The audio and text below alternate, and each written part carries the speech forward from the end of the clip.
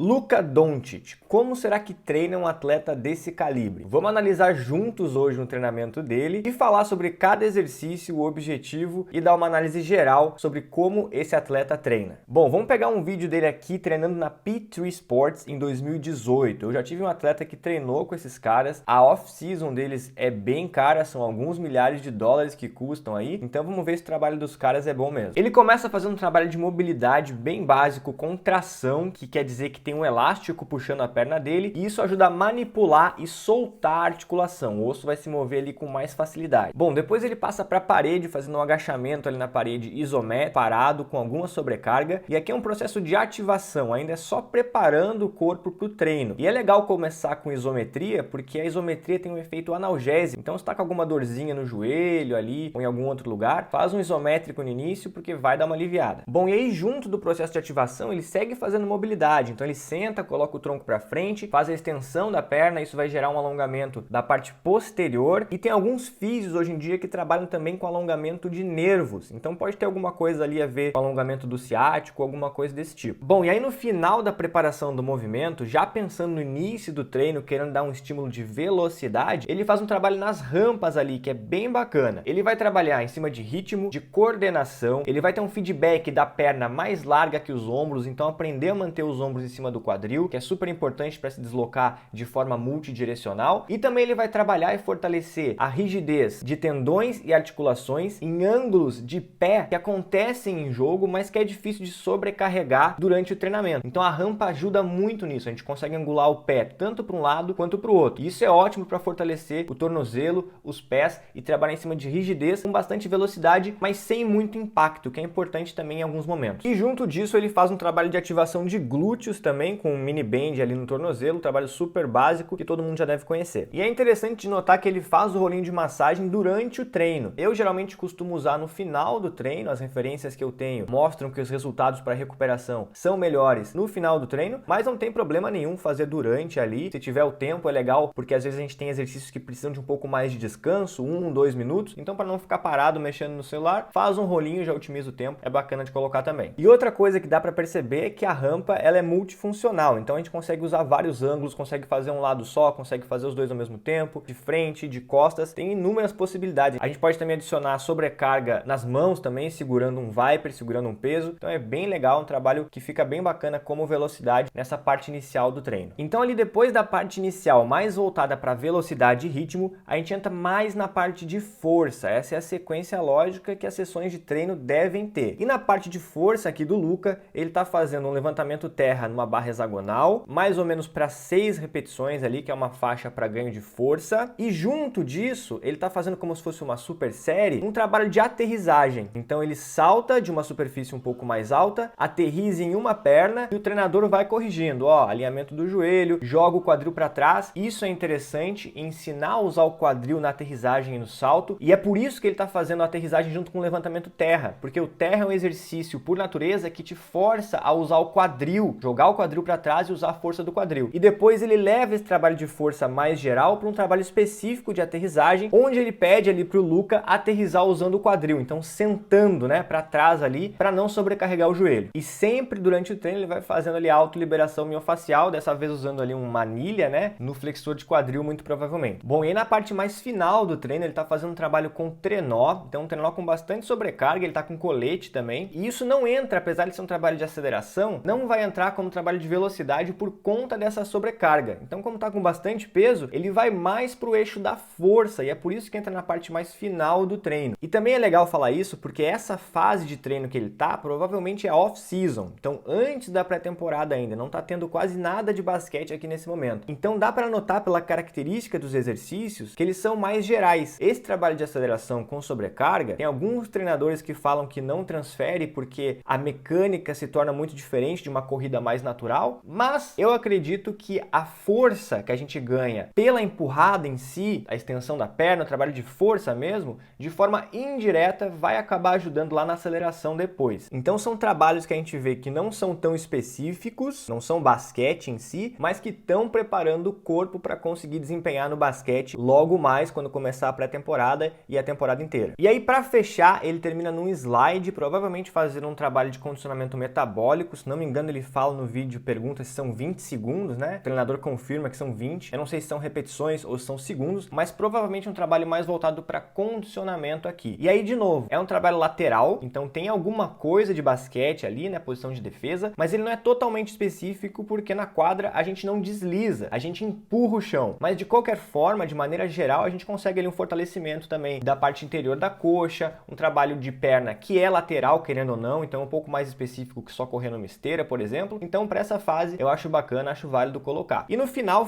mesmo, ele faz ainda uma ponte, deve ser só para fechar, para dar aquela queimada final ali na posterior, trabalhar um pouquinho de core também. Não sei exatamente o tempo que ele ficou, imagino que seja um tempo um pouquinho mais elevado, porque é o final do treino, então dá para dar aquela queimada extra ali, um pouquinho a mais, mas no geral é isso. Um treino de inferiores focado em melhorar força e condição de se deslocar de forma multidirecional. A gente tem também um trabalho de força, um trabalho de técnica de aterrissagem, que é super importante, com a estrutura ali certinha. Começa com os exercícios mais rápidos, passa pela força, termina com condicionamento, mais a parte de resistência ali, né, no final. Notem também que não são muitos exercícios. Na preparação física isso é importante, fazer somente o que a gente precisa e não o que a gente consegue fazer. Assim a gente consegue manter o nosso corpo descansado, desempenhando e progredindo sem ter risco de lesão e sem perder performance.